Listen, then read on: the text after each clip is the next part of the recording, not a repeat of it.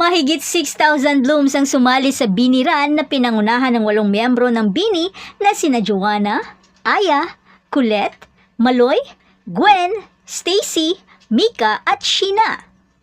Sa pagkakataong ito, kompleto na ang girl group sensation sa event na ito dahil kamakailan lang, ilang mga show din ay hindi nagpakita si Aya dahil ito ay may sakit pa.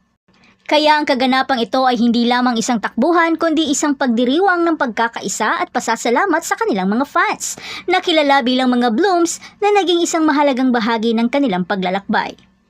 At bago pa man magsimula ang BINI Run, ay nanguna muna ang BINI sa warm-up session para sa mga blooms para maiwasan ang mga injuries. At sa oras din yon, nakipagsabayan ang BINI sa mga blooms sa kalagitnaan ng takbuhan. Pero sa pagkakataong ito, sumakay na nga ang mga miyembro ng BINI sa isang float upang makita sila ng karamihan at makipag-ugnayan sa kanilang mga fans na tunay ngang hindi malilimutang karanasan para sa lahat ng kasali. Sa pamamagitan ng social media, ipinahayag ng BINI ang kanilang pasasalamat sa napakaraming sumuporta at magandang pagpapatupad ng kaganapan na nagpapakita ng kanilang ugnayan sa kanilang mga fans. Kaya sa isang tweet ni Joanna, ito ay nagpapahayag ng a true bloom knows how to respect and be inclusive. Don't consider yourself a bloom if you can't include that in your vocabulary. There were 6,000 of us earlier, pero sobrang smooth ng run and walang nangyaring kahit ano. Maraming salamat sa kooperasyon at we love you blooms.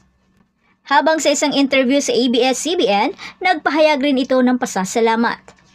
Na-appreciate lang namin sila kasi walang age limit. Ibig sabihin, ganun kalaki yung mga taong nai-inspire po namin. So why not, diba? Join them. Saad ito ni BINI Joanna. At dahil ito sa pasimuno ni Aya na sa isang random night ay nagsagawa siya ng 10km run sa BGC route na ikinatuwa at ginaya na rin ng karamihan. At hindi niya rin inakala na magkakaroon pa ito ng mga grupo ng runners at lumalaki pa ang komunidad nito. Talagang malaki ang naging impact sa ginawa ni BINI Aya.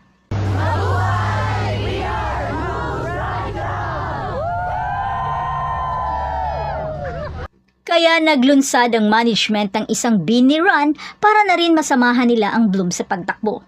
At masaya naman ang mga blooms dahil nakita nila sa unang pagkakataon si Aya dahil mahigit 1 linggo na rin itong hindi nagpaparamdam sa kanyang social media at ilang show na rin itong hindi nakakasama ng BINI.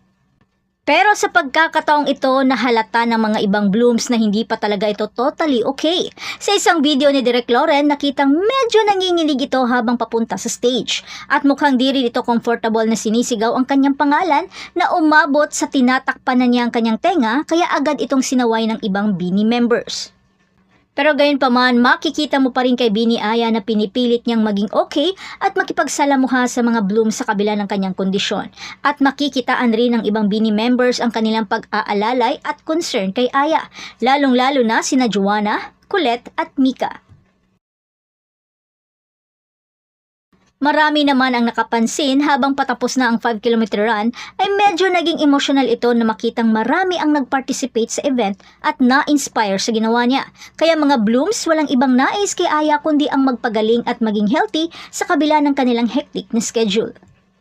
Dahil hindi rito nagtatapos ang kasiyahan, naghahanda na ang BINI para sa kanilang unang solo concert na pinamagatang BINIverse, the first solo concert at kilala ang grupo sa kanilang mga awiting pantropiko, Salamin-Salamin at Karera na magaganap mula June 28 hanggang June 30 sa New Frontier Theater sa Quezon City.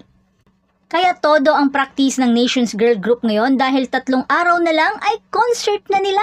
Pero sabi nga nila sa mga hindi nakakuha ng ticket sa kanilang unang concert ay huwag mag-alala dahil marami pang magaganap na concert at lilibutin pa nila ang buong mundo para mapasaya at makapag-entertain sa lahat ng mga tao. Sabi nga ng BINI, matagal din nila itong hinintay na pagkakataon kaya maghintay ka lang dahil ang buhay ay di karera. Kaya manatiling nakatutok para sa higit pang mga balita tungkol sa ating Nations Girl Group na BINI at sa kanilang kahangahangang paglalakbay. At huwag kalimutan mag-like, mag-share at mag-subscribe para sa lahat ng pinakabagong balita tungkol sa iyong paboritong P-pop girl group.